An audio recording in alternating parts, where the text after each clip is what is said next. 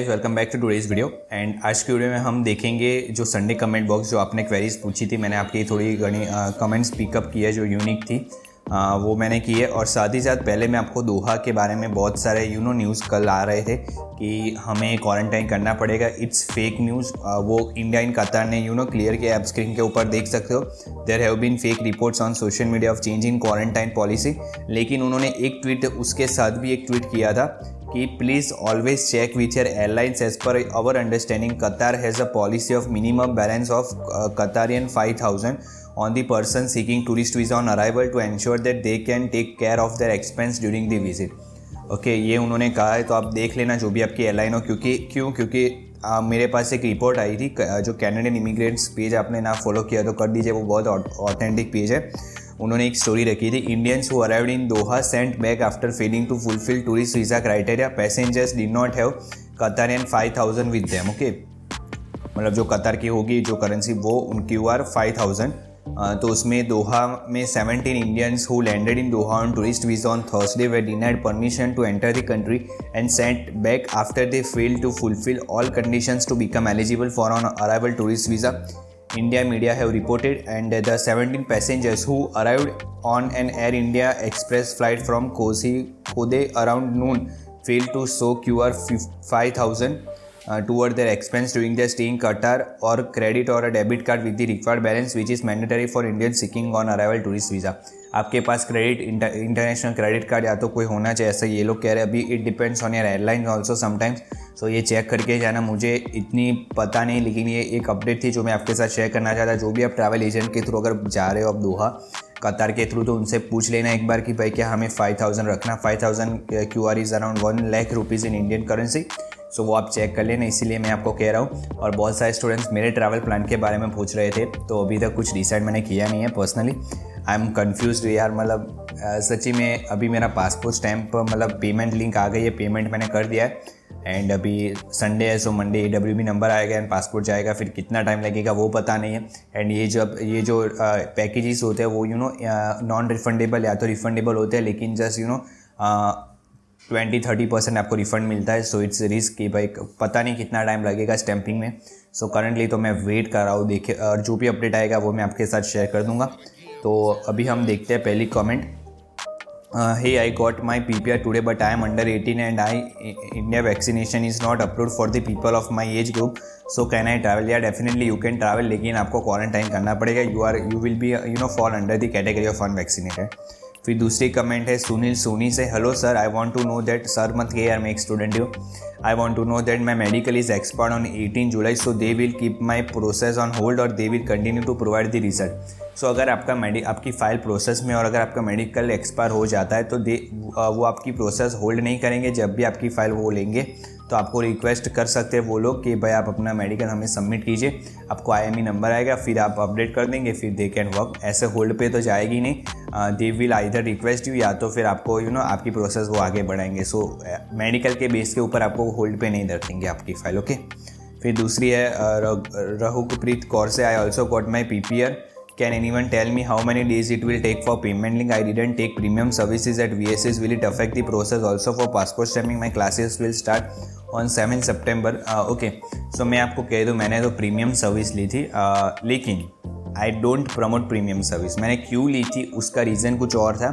मेरा बायोमेट्रिक्स दिसंबर में हुआ था, और तब क्या था कि तब ये ऐसी स्टैंपिंग प्रोसेस नहीं थी। तब क्या था कि आपको जब भी PPR आए तो आपको मेल करना पड़ता था पासपोर्ट सबमिशन के, और ऊपर लिखना पड़ता था कि पासपोर्ट सबमिशन प्रीमियम लॉन्च। तो आपको जो पेमेंट लिंक आती थी वो जल्दी आती थी।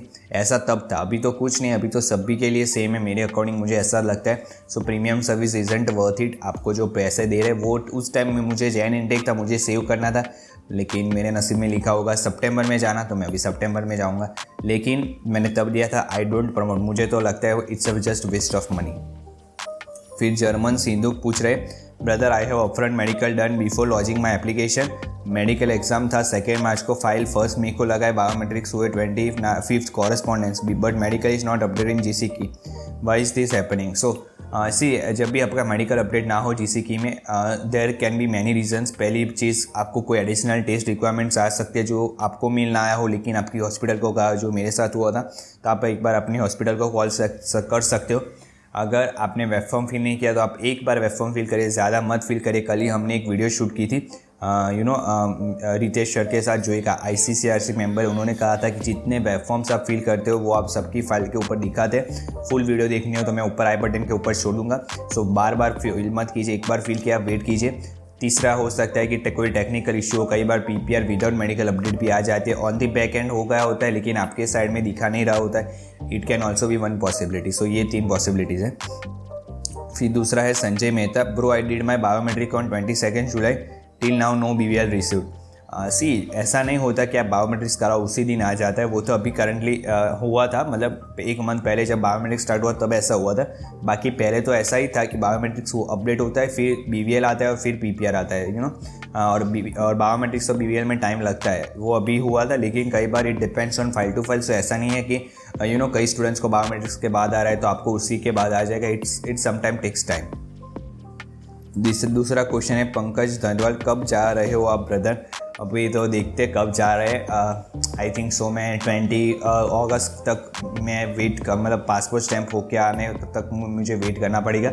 उसके बाद ही मैं बुक कराऊंगा। नहीं तो उधर जब मुझे पोर्ट ऑफ एंट्री लेटर या तो उधर से कुछ अपडेट आ जाएगा कि भाई आपको पासपोर्ट स्टैम्प हो गया, बाद में I will think of this.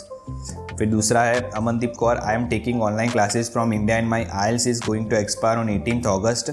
I am planning to travel in September. Is I have to retake IELTS exam or this is no issue? इसके मुझे हर रोज़ बहुत मैसेजेस आते हैं इसके, मतलब इस टाइप के क्वेश्चंस के। तो मैंने उसके ऊपर स्पेसिफिक वीडियो कल रात को ही डाली थी, वो मैं आई बटन पे छोड़ दूँगा। और इधर मैं कह देता हूँ no need to give IELTS। अगर आपकी फ़ाइल लग चुकी है and if you have visa and you are travelling, आप एक्सपर्ट IELTS के साथ भी ट्रैवल कर सकते हो। फिर दूसरा है चंद्रन राव से कि भाई please help me, how can I get biometric appointment earlier because I got appointment 1 September and it's too late for मी।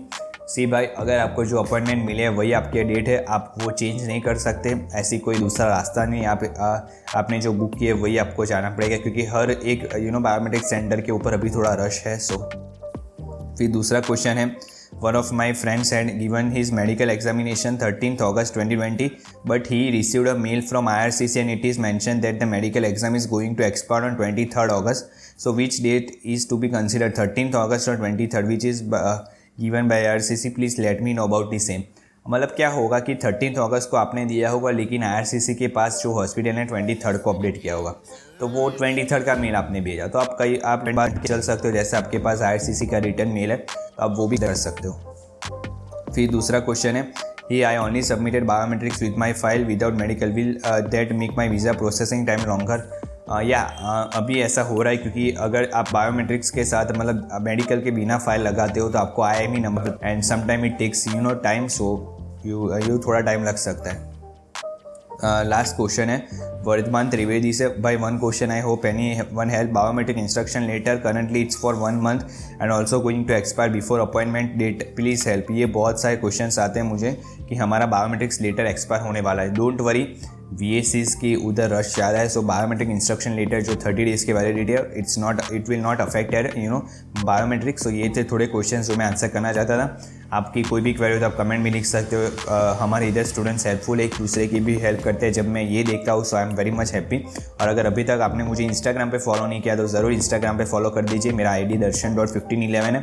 मैं उधर इंस्टाग्राम की स्टोरीज़ के ऊपर बहुत कुछ अपडेट शेयर करता रहता हूँ एंड इसमें भी बहुत सारी अपडेट शेयर करता रहता हूँ। सो must follow on that and that's all. Subscribe नहीं किया तो सब्सक्राइब कर दीजिए and thanks for 9K community. अभी जल्दी से 10K पहुँचा दीजिए and that's all for today's video. Thanks for watching and I hope it helps.